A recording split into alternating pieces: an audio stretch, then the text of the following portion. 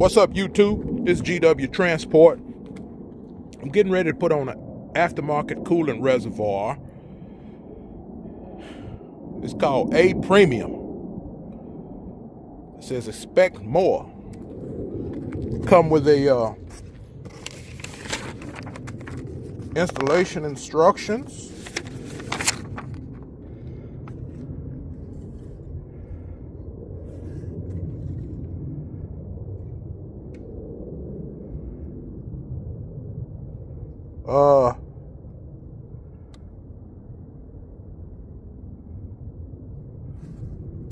And it looks pretty good. I pulled the sensor out. It's got a brand new sensor. It's got the metal sleeve in here. You don't have to replace that. It looks heavy duty. The coolant reservoir that I have, it's getting old. It's getting a little brittle. These little nipples right here, when they get hot, they kind of swell a little bit, and the little push connect fittings that go in there, they tend to leak. So I'm going to I want to stop it from leaking.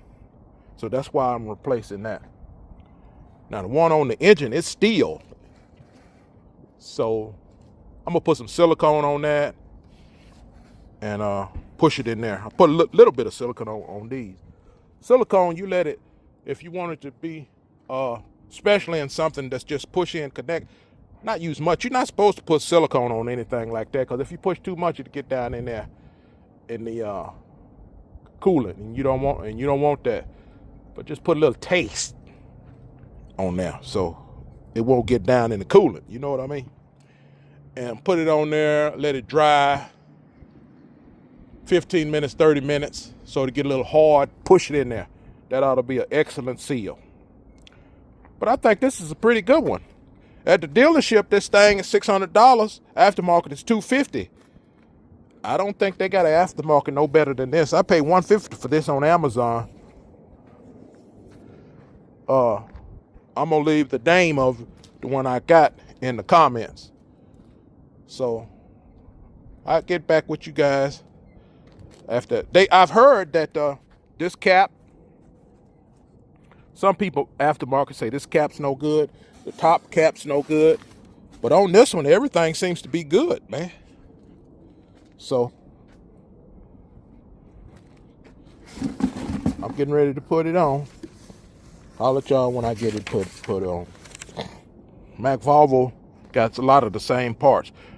That MP8 engine is the D13 in the Volvo, so it's all the same. I'll holler at y'all later. Well, I put the new tank on, test drove it, brought it up to max temperature. I don't see any leaks.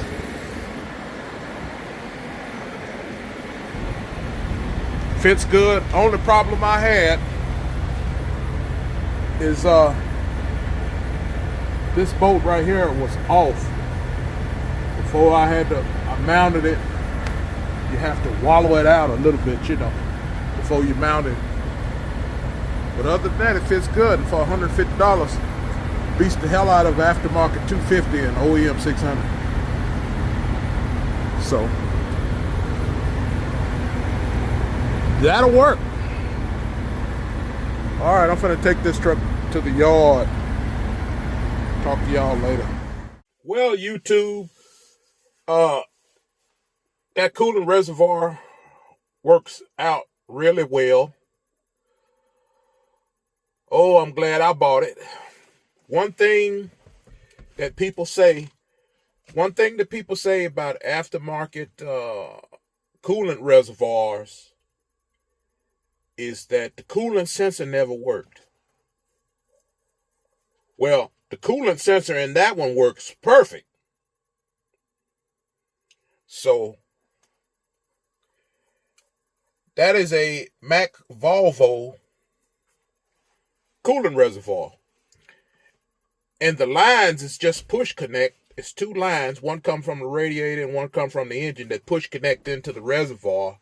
I usually wrap Teflon around it, but that Teflon dissolves and it leaks. So Teflon's not good. Put a little silicone on that, works. And instead of putting those quick connect clamps on there, I put some hose clamps over there. I thought it would grip it better, you know. So anyway, I may have not really needed it, but I know someday eventually it might start seeping a little bit. I just don't trust those quick connects. I didn't even give it a chance and just pushed just push the quick connect in the hole and trust that O-ring to hold. I just didn't give it a chance. I seen how bad the old one was leaking. It was leaking because the plastic was old and it was cracked in the OD of the little nipples on the coolant reservoir. But I just decided to put a clamp on there. Anyway, nothing's leaking. The coolant reservoir sensor is working perfect. I pulled the old one out of my old reservoir because I thought I was going to have to use it because I thought it wasn't going to be. I thought the one in the aftermarket coolant reservoir wasn't going to be working, but hell, it works great. So I ain't had no problem out of it yet. If I do have a problem, I got the old one right here with me. Also, the mountain boat, the one little lone mountain boat down on the bottom, there was a piece of metal, reinforcing metal, that I was supposed to pull off the old coolant reservoir and put on the new one. I forgot that. I didn't even put that on. I tried to put it on after the fact, but it didn't look like it was going to work. I was going to have to loosen everything up and take the reservoir down and put the clip. So that was just one bolt, so I just left that clip out. It'll be all right. It's working fine. I don't think it ain't going to be that big of a deal. If it is, I'll just take it down and put a clip on there. But I think it's going to be all right without that clip. So after I got that done, the next morning I came out, test drove the next morning. I came out after my 34. I think I did about 40 hours. Grabbed me a load, head up to Missouri. I dropped that one. Pretty good load. I done grabbed another one up here at the Missouri-Illinois border, heading back to Texas. That's good. I usually grab a 2-day load heading to Georgia. It takes 2 days to do the load. So, actually, 3 days. Well, 2 days. 2 days. 2 days. 2 days to do the load. This one is a 1-day load. So, it pays a little better. Usually I grab a Georgia. It's a 3-day load. The day that I pick it up, and I got 2 days to get there. The day I pick it up, the next day, the whole day, and the partial day, I get it there sometime around 2 or 3 on the 3rd day, and I probably pick up somewhere in Texas, in the afternoon sometime, And this one, it's just 2 days to do this load, not 3, not 2 whole days. But it'll pay a little better because once I drop this load here, I can grab another one and get some more hours in. So I need to stay out here, get another load in. I need to stay out here and get my money because we all missed out with that storm. I didn't miss out bad as I thought I was because I thought I was going to sit home. After I did that Arkansas load, I thought I was going to end up sitting at home. But then I looked and then I seen that I think it was a Wednesday, I dropped that Arkansas load. And Then I seen that I could grab another one because the storm wasn't coming in Friday. I grabbed another one, dropped it that Friday, and grabbed another one and headed south. So I still missed out on some money, but at least I got some. It's better than sitting at home and missing everything, because I could have been sitting at home. I seen a lot of drivers sat at home for the whole week. Seems like it's quite a few good loads going on right now too. I don't know, it's because a lot of people sitting at home, or what, or a lot of people missed out. Maybe some people missed out on pay on runs and had to turn their trucks in, or not. Also, I had to stop the video, and I'm getting old. I had to make sure I get it right. I seen a dealership on Facebook called Texas Truck Planet in Houston. Texas Truck Planet. They claiming you can put $2,000 or $3,000 down, and your truck payments won't be no more than $800 a month. Now, you guys that's looking to get a truck that's paying $500 a week, if you can put $1,800 down, $2,000, $3,000 down, and pay $800 a month, that's what you need to do in this economy. $500 a week, $1,400 a week is too much for this economy. And especially in the wintertime, when you shut down a week and things like that. So I want you guys, anybody looking to get a truck, want to get on the road, you need to hook up with Texas Truck Planet in Houston, Texas. Check it out. They claiming a couple $1,000 down, $800 something a month. You can't beat that with a Stiznik. You know what I mean? Or I have a link to a bank where you can try to get a loan too. Now y'all check that out. I'm sitting up here at my shipper. They say my appointment ain't till late in the day, but they say they'll load me early in the morning. So I got some tomatoes and cucumbers. I made me some homemade salad dressing out of olive oil, lemons, lemon. What else I put in there? I put something else in there. Oh, and balsamic vinegar. But I put too much freaking olive oil in there. I should have put more vinegar in there. It's not mixing. I don't know.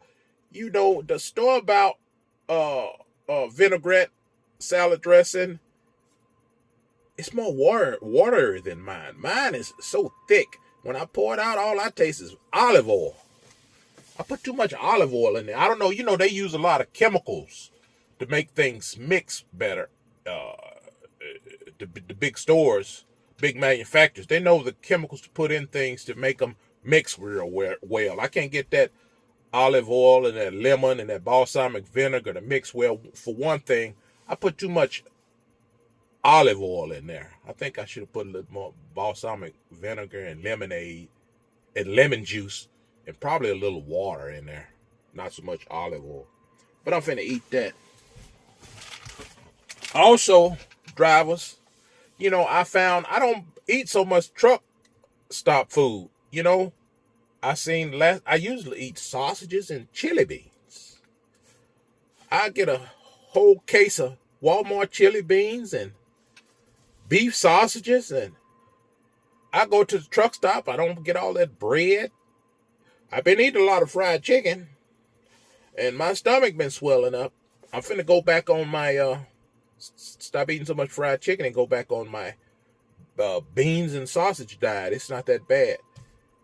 It was doing good for me. I was actually losing weight sitting in this truck.